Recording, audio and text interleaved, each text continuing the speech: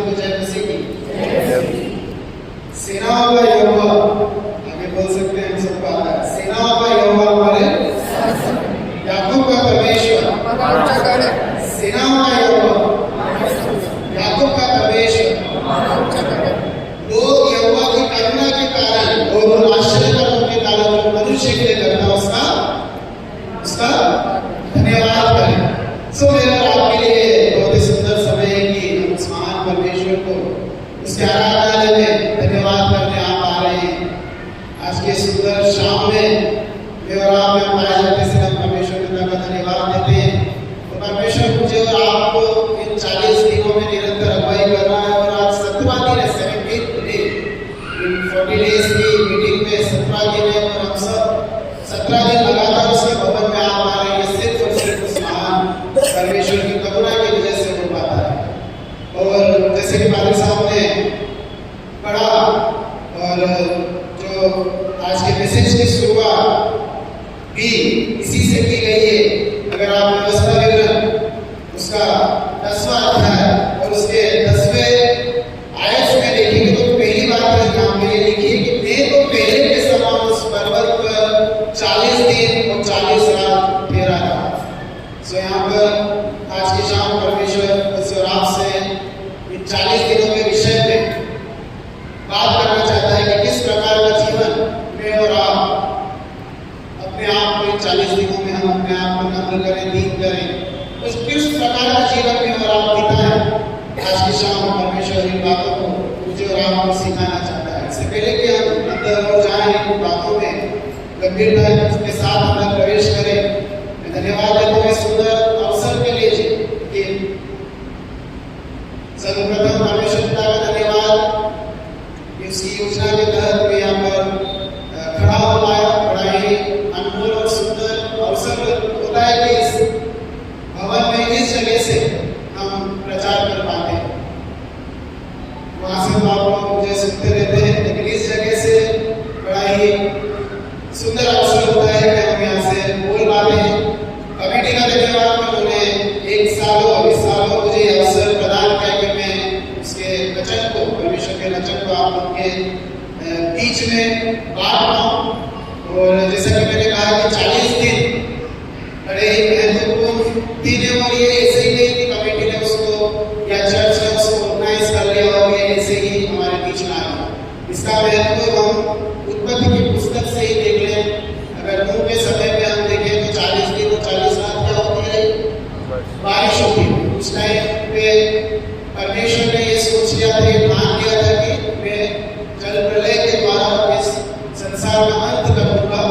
और बीच में नूह मध्यस्थता के लिए आया और उसने प्रार्थना किया, उसके द्वारा हम सब बचाए गए। और वहां पर हमने देखा कि किस प्रकार से 40 दिन का महत्व है। अब आगे आया मूसा के दिनों में, और जैसे कि आज का वचन हमारा स्टार्ट होता है, फिर यहोवा ने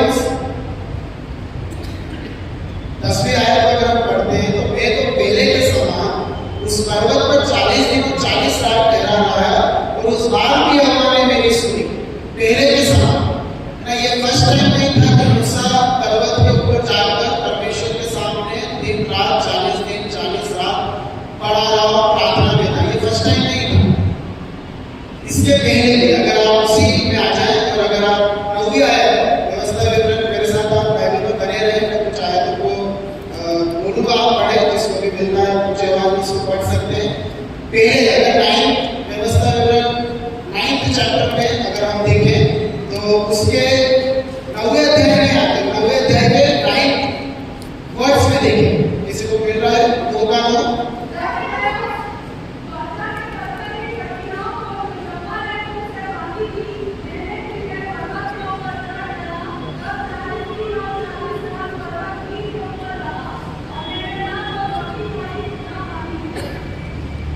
यहाँ पर इसके पहले भी मूसा 40 दिन और 40 रात पर्वत ही के ऊपर रहा और मैंने ना तो रोटी खाई और ना पानी पिया। इसी में अगर आगे हम देखें 18 आयत को आप पढ़ेंगे तो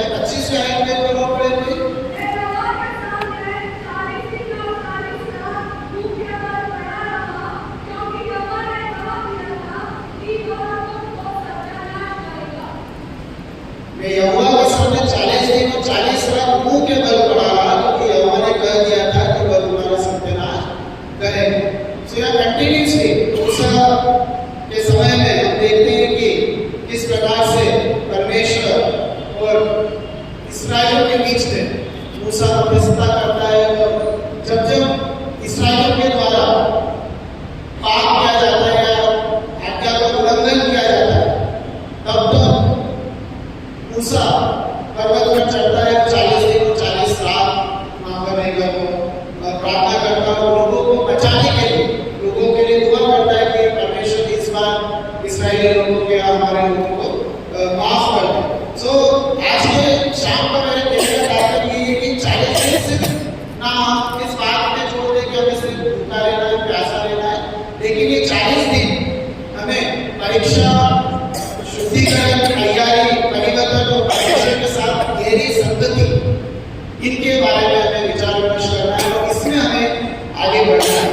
40 दिन का महत्व मेरे और आपके जीवन में बहुमूल्य है, और आप भी इस चीज को समझते हैं कि कितना बहुमूल्य है, इसलिए आप लोग निरंतर 40 दिनों में अपने आप और कमजोर दीन करने के लिए परमेश्वर के भवन में पाए जाते हैं। ये ऐसे ही नहीं होता ना, आप लोग सब आते हैं और यहाँ पर उपस्थित होते हैं कि हम उसके वचन को सुने हुए उसकी आत्मिक बातों में और बढ़ते चले जाए।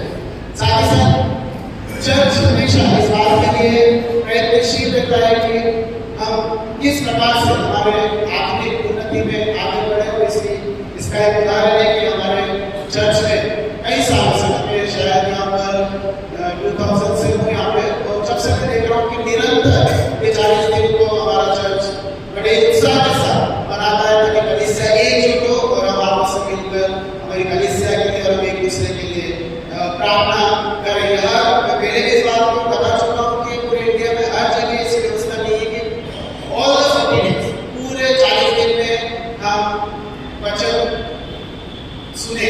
हर चर्चेस में ये नहीं है, कुछ चर्चेस में है, लेकिन हर चर्चेस में ये नहीं है। लेकिन मैं हमेशा हमारे चर्च में इस प्रकार की गतिविधि होती है और हम सब इसमें शामिल हो पाते। 40 डेज के बारे में जैसे मैंने बताया कि मूसा ने जब विपत्तियां इस्राएल के ऊपर आई और वो जाकर 40 दिन और 40 रात उन्होंने प्रार्थना करी। यीशु मसीह उसके बाद सबसे बड़े उदाहरण है, और यीशु मसीह की सेवकाई जब उन्होंने स्टार्ट करी, अपनी मिनिस्ट्री का प्रारंभ करा, तो बाइबल में बताती है कि 40 दिन 40 रात वो निराहार रहे और उनकी क्या हुई? परीक्षा, शैतान के द्वारा उनकी परीक्षा। सो परमेश्वर के पुत्र की परीक्षा जब हुई है, तो मेरे और आपके जीवन में हम ये ना सोचे कि हम बिना परीक्षाओं के हमारा जीवन बिता लेंगे। और जब मैं मूसा के विषय में पढ़ता हूँ और इस्राएलियों के बीच विषय में पढ़ता हूँ, तो मुझे बार-बार अच्छा लगता है पढ़ना कि इस्राएलियों का जो जीवन है मेरे जीवन से, या हम कह सकते हैं हम सबके जीवन से काफी कुछ रिलेट करता है, काफी कुछ वो हम लोगों के जीवन से रिलेट करता है, और वो मुझे बहुत उत्साहित करता है कि जो मार्ग 40 दिन में पूरा करना था उसको उन्होंने कितने साल में पूरा किया? 40 वर्षों में पूरा किया।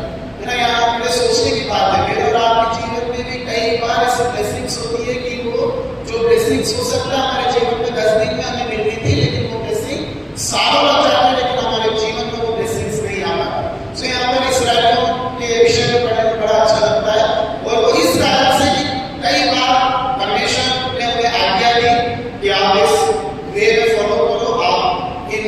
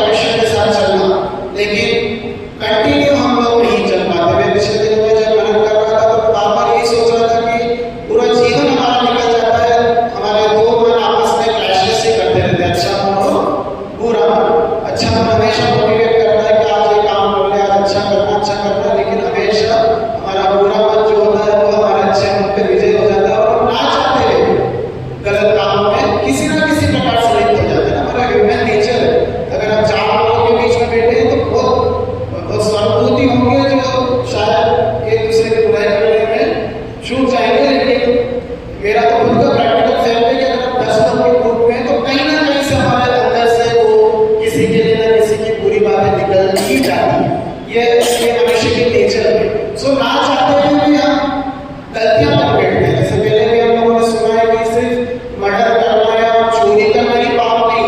हम अगर किसी की बुराई कर रहे हैं, हम किसी को नीचा दिखा रहे हैं, हम झूठ बोल रहे हैं, हम किसी का अपमान कर रहे हैं, हम और भी ऐसी बातें जो नॉर्मल है हमारे लाइफ में, अगर वो कर रहे हैं तो वो भी हमारे लिए पाप है। सो इस्राएलियों का जीवन से हम ये सीख सकते हैं कि बार बार परमेश्वर ने हमें समझाने की कोशिश की, नष्ट करने के लिए परमेश्वर यहाँ पर थे कि वो पूरी जाति को नष्ट करने के लिए था, लेकिन मूसा बीच में मध्यस्थता के लिए आते हैं और वो गिड़गिड़ाते हैं कि प्रभु इन्हें क्षमा। सो मुझे और आपको 40 दिनों में सीखना है कि किस प्रकार से वे और आप उस महान परमेश्वर के कदमों पर आए और बड़ी ईमानदारी के साथ उससे हम हमारे जीवन में अमृत और दीनता मांगे। ये 40 दिन बड़े बहुमूल्य होते हैं और 40 दिनों में हम उस महान परमेश्वर से मांगे कि परमेश्वर हमारे अंदर की सारी बुराइयों को दूर करे। और इस प्रकार के जब मीटिंग्स होती है उसी में हम उत्साहित भी रहते हैं। अगर आप नॉर्मल डेज में अगर देखेंगे तो हो सकता है सुबह से शाम तक हमारी जॉब्स में या हम अगर काम प्रकार के हमारे उलझनों में फंसे हुए रहते हैं, लेकिन इन 40 दिनों में एक्साइटमेंट हमारे जीवन में होता है कि शाम को चर्च में जाना है, आज खुद के दास हमें वचन सुनाएंगे, या हो सकता है सुबह से आप लोगों ने फास्टिंग रखा हो, सुबह से आप वचन पढ़ रहे हो। एक 40 दिन का महत्व आपके जीवन में सफल होता है और आपके दिनों में कोशिश करते हैं कि हम परमेश्वर के करीब और कितना जा सकते हैं। सो यहाँ पे तो बात मैंने करी 40 डेज की, और जैसे मैंने बताया कि 40 दिन सिर्फ हम इस बात में ना जोर दें कि हमें भूखा रहना है, हमें खाना नहीं खाना है, हम सुबह से शाम तक भूखे रहें और शाम को हम अच्छे से खाना खा लें, लेकिन इसके साथ साथ हमें प्रयत्न करना है कि हमारे जीवन में परीक्षा, शुद्धिकरण, तैयारी, परिवर्तन और परमेश्वर के साथ गहरी संगति के विषय में हमें और भी आगे बातें करना चलना है। उसके आगे अगर हम देखें जो आज का मेरा टॉपिक है वो है 12 आयत से, और वहां पर लिखा है परमेश्वर की मांग। परमेश्वर की मांग। सो मुझसे और आपसे परमेश्वर इन 40 दिनों में या हर एक के जीवन से परमेश्वर क्या चाहता है अगर हम देखें तो वहां पर लिखा है, अब हे इस्राएल तेरा परमेश्वर यहोवा तुझसे इसके सिवाय और क्या चाहता है। इसके सिवाय, यहाँ पे क्वेश्चन मेरे और आपके लिए पूछा गया है, इसके सिवाय और क्या चाहता है। और यहाँ पर स्टार्टिंग में जैसे मैंने बोला कि बाइबल में हेडिंग दिया गया परमेश्वर की मांग, डिमांड। परमेश्वर की क्या डिमांड है, या ये कह सकते हैं क्या एक्सपेक्टेशन है मुझसे और आपसे। परमेश्वर मनुष्य होने के नाते हमारी एक्सपेक्टेशन दूसरों से बहुत कुछ होती है। एक पेरेंट्स की एक्सपेक्टेशन अपने बच्चों से होती है कि बच्चे उसका बुढ़ापे का सहारा बने, या ये कह सकते हैं कि बच्चे अच्छी परवरिश में बढ़े और एक अच्छे सोसाइटी के लिए यूजफुल में हम ऐसा कह सकते हैं। या बच्चों के पेरेंट्स से अपेक्षा होती है कि वो सोचते हैं अपने बच्चे की हमारे मम्मी पापा ने एक अच्छी परवरिश दे, जो जरूरत की चीजें वो हमें ला कर दे। ये हो सकता है हम अगर किसी जॉब में तो वहां पर आपका बॉस की अपेक्षा होगी आपसे कि हमारा वर्कर जो है वो अच्छी तरीके से कामों को कर देते, या एज ए वर्कर हमारी अपेक्षा हमारे बॉस से होती है कि वो हम हमारे बॉस के लिए चाहते हो, या हमारा बॉस जो है हमारी सैलरी समय समय पर अच्छे से बढ़ा। बहुत सारी एक्सपेक्टेशन हम इस दुनिया में एक दूसरे से रख लेते हैं। चर्च में भी एक्सपेक्टेशन हम कर सकते हैं कि हमारी एक्सपेक्टेशन चर्च से कि चर्च हमारे सारे जो भी स्पिरिचुअल थिंग्स है, या कह सकते हैं कि जो बातें हैं जो हमारे लिए जरूरी है, चाहे वो शादी के लिए हो, चाहे दृढ़ीकरण के लिए, चाहे वो बपतिस्मे के लिए हो, वो हमारी समय समय पे सही तरीके से पूरी करे। या चर्च की एक्सपेक्टेशन कलीसिया से हो सकती है कि जब भी इस प्रकार के आयोजन होते हैं तो ज्यादा से ज्यादा कलीसिया, ज्यादा से ज्यादा दान है ताकि चर्च का संचालन अच्छे तरीके से हो सके। एक्सपेक्टेशंस की बात यहाँ पे हो रही है। जब हम एज ए ह्यूमन बीइंग्स के लिए मनुष्य इस दुनिया से इतनी एक्सपेक्टेशन रखते हैं, तो मेरा और आपका परमेश्वर मुझसे और आपसे कितनी एक्सपेक्टेशन रखता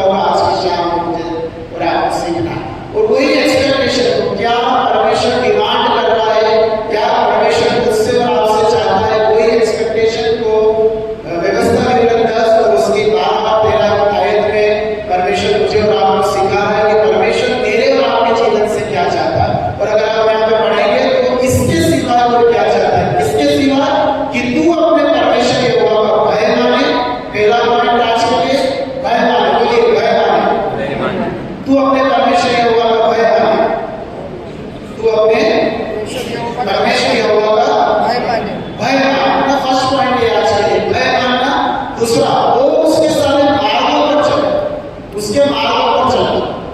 बोलिएगा सर, उसके मार्गों पर चलना, उससे प्रेम रखें। तीसरा पॉइंट है प्रेम रखना, प्रेम रखना और अपने पूरे मन और अपने सारे प्राण से उसकी सेवा करें और यहोवा की जो जो आज्ञा और विधि में आज तुझे सुनाता हूं उनको ग्रहण करें, जिससे तेरा भला।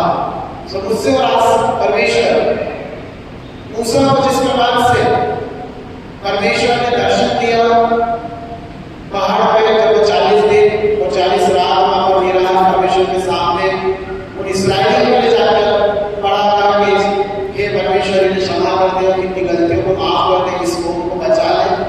सो मेरे और आपके लिए भी 40 दिनों के समय में हम परमेश्वर के सम्मुख आए, हम उससे बातें करें, हम उससे प्रार्थना करें कि हे परमेश्वर जो आपकी इच्छा है, हमारी इच्छा को हम हमेशा आपके ऊपर थोपते हैं, लेकिन आप हमेशा परमेश्वर के ऊपर अपनी इच्छाओं को थोपते हैं। ये परमेश्वर हमें ये दे दे, हमें परमेश्वर गाड़ी दे दे, हमें घर दे दे, एक अच्छा जीवन दे दे, शांति दे दे जीवन में। मैक्सिमम लोगों की यही डिमांड होती है परमेश्वर से कि परमेश्वर हमारे जितनी भी चिंता है वो दूर कर दे, परमेश्वर आप हमारे जीवन के हर्डल्स को दूर कर दे, हमारे जीवन में जो भी परीक्षाएं आती है वो दूर कर दे, हमें अच्छी जॉब दे दे, है ना। पेरेंट्स हैं और अगर उनके बच्चे जवान हैं तो हमारे बच्चों के लिए शादी के लिए अच्छे जीवन साथी दे दे, जवान बच्चे हो गए तो अच्छी जॉब दे दे। सो हमेशा हम लोगों की डिमांड परमेश्वर से रहती है, लेकिन यहाँ पर आज की शाम परमेश्वर उससे आपसे जो डिमांड रखता है वो यहाँ पर कहा गया है कि हम पहली बात भय माने, दूसरा उसके मार्गों पर चले, तीसरा उससे प्रेम रखें, चौथा और अपने पूरे मन और अपने सारे प्राण से उसकी सेवा करें और पांचवा आज्ञा और विधि को ग्रहण करें। सो यहाँ पर आज हम एक एक करके जल्दी से और बड़े शॉर्ट में इन बातों को देखेंगे कि किस प्रकार से हमें परमेश्वर का भय मानना है और बड़े ही सरल तरीके से नहीं, ऐसे कोई डीप बातें थियोलॉजी की बातें नहीं है। मैं पिछले दिनों में सैम को, भाई आशीष हो और इन लोगों के जवान बच्चों के मैसेजेस को सुन रहा था और इनकी स्टडी पे मुझे बड़ा मतलब ताज्जुब हुआ था, बड़ी डीप स्टडी जवान बच्चे कर रहे हैं। वाकई इतना ऐसे बोलना और इतना डीपली बोलना तो तभी पॉसिबल है जब आप परमेश्वर के साथ समय बिताएं। तो बड़ा अच्छा लगता है पहाड़ में जो नए नए चेहरे हम कलीसिया के हमारे चेहरे देखते हैं और नए जवान बच्चे भी कोशिश कर रहे हैं कि आने वाले समय में परमेश्वर के वचन को यहाँ से सुना, बड़ी खुशी की बात होती है। कुल मिलाकर कलीसिया उन्नति की ओर है कह सकते हैं और परमेश्वर के वचन को हम यहाँ से जितना बांटेंगे उतना हम सब अपने जीवन में आशीष पाएंगे। और वो उसका आपने भी देखा कि परिवार के मम्मी है ना, बच्चे सब लोग प्रीच कर रहे हैं। सो ये भी एक अच्छी बात है कि पूरे परिवार के रूप में हम लोग तैयार करें। सो मैं पहले भी बोल रहा हूँ कि अगर परिवार में एक अच्छा एनवायरनमेंट होगा परमेश्वर के वचन का, नो डाउट हमारे बच्चे के परमेश्वर के वचन में ही बढ़ेंगे। अगर आप बचपन से, छोटे बचपन से आपको जो बच्चे देखेंगे कि आप बाइबल घर में पढ़ रहे हैं, आपको बच्चे देखेंगे कि आप प्रीच कर रहे हैं, आपको बच्चे देखेंगे कि आप अच्छी अच्छी बातें कर रहे हैं, बाइबल से रिलेटेड बातें कर रहे हैं, तो नो डाउट उनके जीवन में वो बातें बढ़ती जाएगी। और जहाँ वो परिवार में लड़ाई झगड़े देखेंगे, जहाँ वो गलत चीजों का सेवन करते हुए परिवार में देखेंगे या ऐसी बातें जो एक बच्चों के सामने पेरेंट्स को नहीं करना चाहिए, ऐसी बातों को अगर करेंगे तो उनका कैरेक्टर, उनका बिहेवियर उसी में मोल्ड होता जाएगा। ये आप भी जानते हैं, मैं भी जानता हूँ। और एज ए टीचर मैंने आपको पहले भी बताया कई बच्चों को हम लोग स्कूल में डील करते हैं और एक स्टेज आने के बाद, 12th आने के बाद पेरेंट्स वाकई रोते हैं कि हमारा बच्चा हमारे हाथ में से निकल गया। लेकिन जब हमारे पास समय रहता है, जब बच्चा नर्सरी में होता है, जब बच्चा केजी में होता है या केवल मान लो 8th तक भी होता है, तो वो समय होता है कि हम उसको अच्छी तरीके से मोल्ड करें, हम अच्छा बिहेवियर उसको दें, अच्छा कैरेक्टर दें। और सबसे पहले एग्जाम्पल हमें परिवार में एज ए पेरेंट मुझे और आपको करना होगा।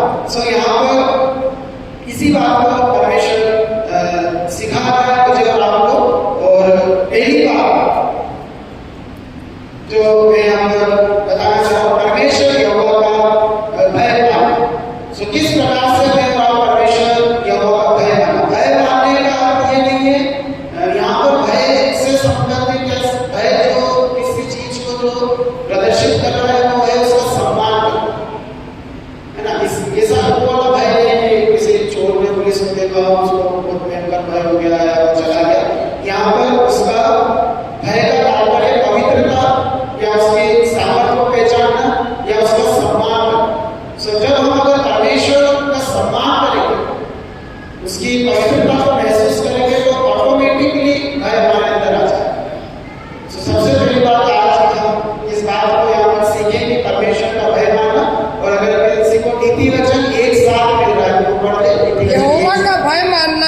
बुद्धि का मूल है।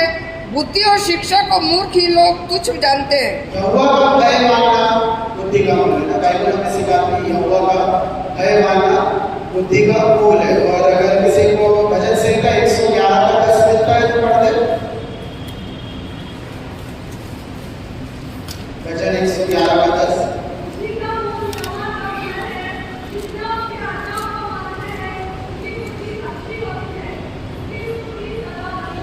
बुद्धि का मूल यहोवा का भय। और इसी के साथ मत्ती 10:28।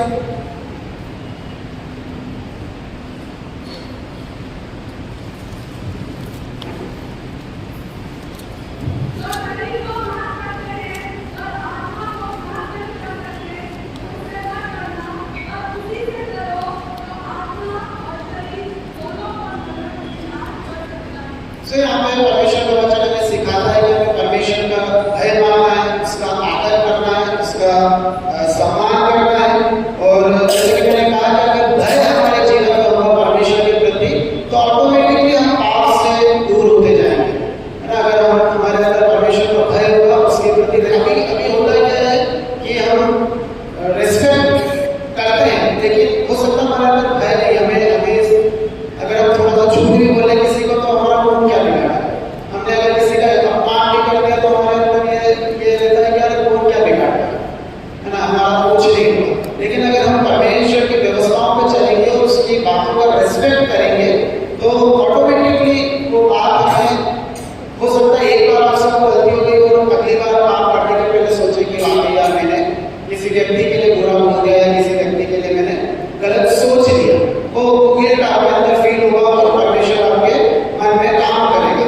सो अगर हम परमेश्वर का भय मानते हैं तो हमारे जीवन में आज्ञाकारिता आती है, हमारे बुद्धि को परमेश्वर बोलता है और हमारे जीवन में कई ब्लेसिंग्स परमेश्वर हमें देता है। और अगर हम सेकंड वाले आज के पॉइंट पाए तो उसके सारे मार्गों पर चले।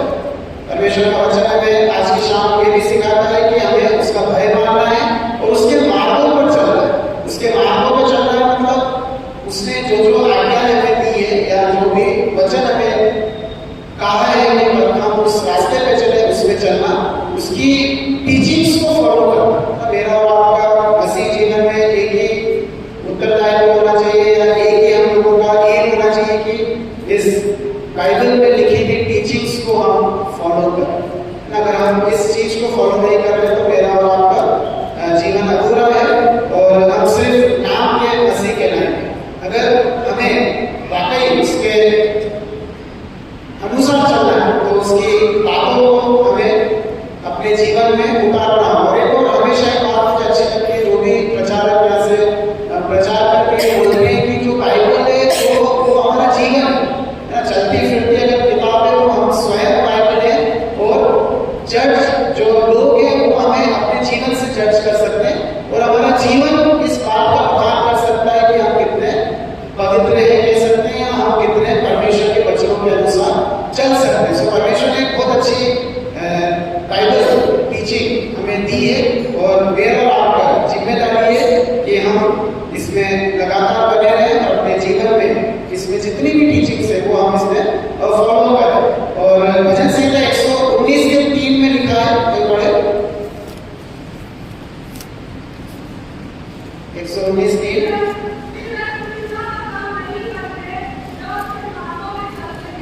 कुटिलता का काम नहीं करते, वे उसके मार्गों में चलते हैं। तो जब भी हम उसके मार्गों में चलते हैं तो हम कह सकते हैं कि और धार्मिकता की ओर बढ़ते हैं।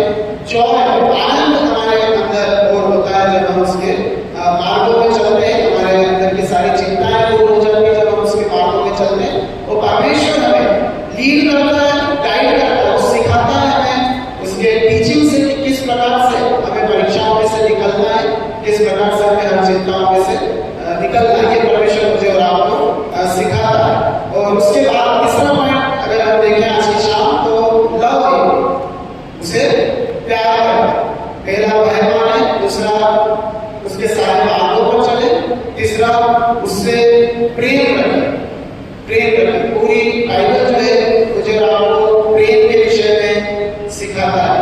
अगर हम व्यवस्था के अंदर 6-5 किसी को मिल रहा है तो पढ़ते 6-5।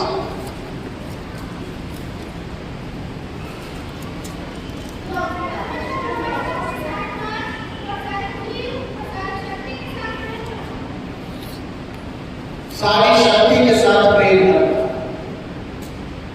Affection and devotion for God. अगर प्रेम का मतलब हम देखें तो affection and devotion for God. अगर मत्ती 22 का 37 22-37 अगर किसी को मिलना है मत्ती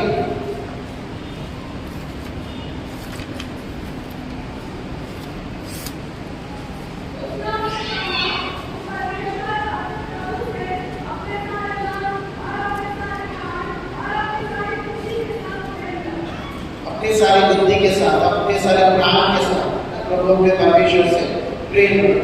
बहुत सारे वर्ड्स हैं जो हमें इस बात के लिए प्रेरित करती है, प्रोत्साहित करती है, सिखाती है कि हमें अपने परमेश्वर से, हमें अपने यीशु मसीह से प्रेम रखना है। और जब हम परमेश्वर से प्रेम करते हैं तो हम और उसके करीब होते चले जाते हैं और उसकी आज्ञाओं को मानने लग जाते हैं और ज़्यादा से ज़्यादा हमारा जो मेन जो मोटो है कि हम सबको अनंत जीवन की ओर बढ़ना है, वो हम उसकी ओर करीब होते चले जा रहे हैं। और सबसे बड़ा प्रेम उदाहरण मेरे और आपके लिए यीशु मसीह स्वयं है। और जैसा कि हम सब एक आयत को हमेशा बोलते हैं, उसके प्रेम को दर्शाते हैं कौन से आयत है, क्योंकि परमेश्वर ने जगत से ऐसा प्रेम किया क्योंकि उसने अपना इकलौता पुत्र दे दिया ताकि जो कोई उस पर विश्वास करे वो नाश न हो वरन अनंत जीवन पाए। परमेश्वर ने अपने पुत्र को मेरे और आपके लिए भेज दिया, उस प्रेम के एग्जाम्पल के रूप में या प्रेम को दर्शाने के लिए। इससे बड़ी बात मेरे और आपके लिए नहीं हो सकती। चौथी बात में अगर हम आए तो वहां पे लिखा है और अपने पूरे मन और अपने सारे प्राण से उसकी सेवा करें। अपने पूरे मन और अपने सारे प्राण से उसकी सेवा करें। Serve him with all heart and soul. हम हमारे पूरे हमारे जीवन में जो कुछ भी है हम पूरे तन मन से उसकी सेवा करें। और अगर हम रोमियो 6:13 पढ़े, रोमियो 6:13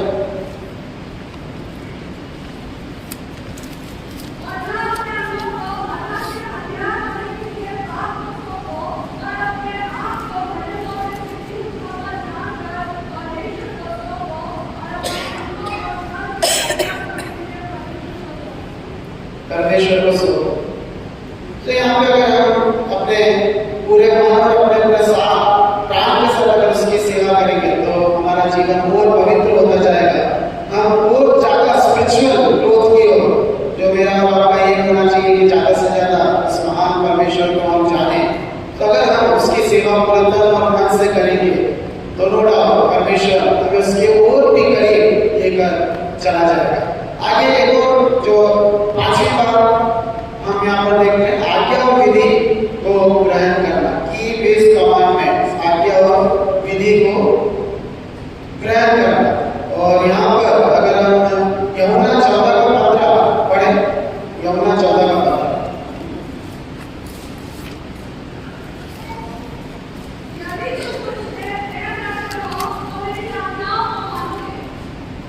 यदि एक बार हम पढ़े,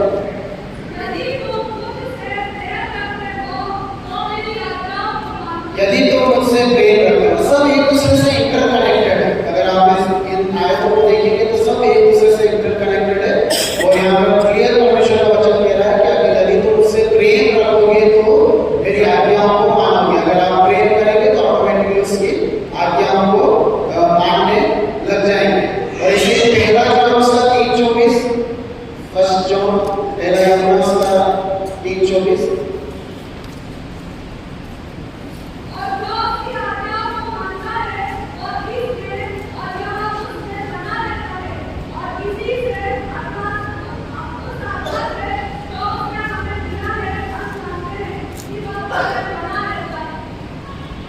मेरे प्रियो, आज की शाम मेरे आपके लिए परमेश्वर ने जिस वचन को रखा है वो सिंपल और क्लियर है कि परमेश्वर मेरे और आपके जीवन से इन 5 चीजों को चाहता है कि हम उसका भय माने, हम उसके सारे मार्गों पर चले, उससे प्रेम रखें और उसकी जो जो आज्ञा है उसके मार्गों पर चले, उससे प्रेम रखें, आज्ञा और विधि को प्रेम करें। और इन सब के बाद जो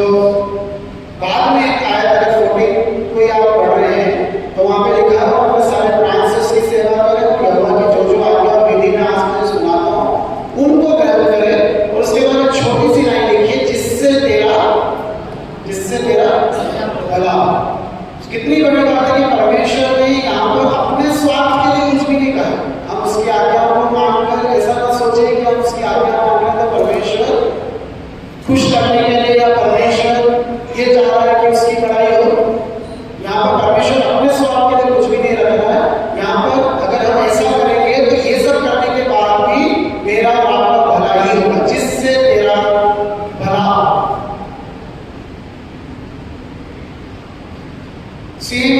अगर हम इसी बात को मीका नबी की पुस्तक 6 और 8 अगर आप निकालने किसी के पास मिल जाता था पढ़ने, मीका 6 और 8।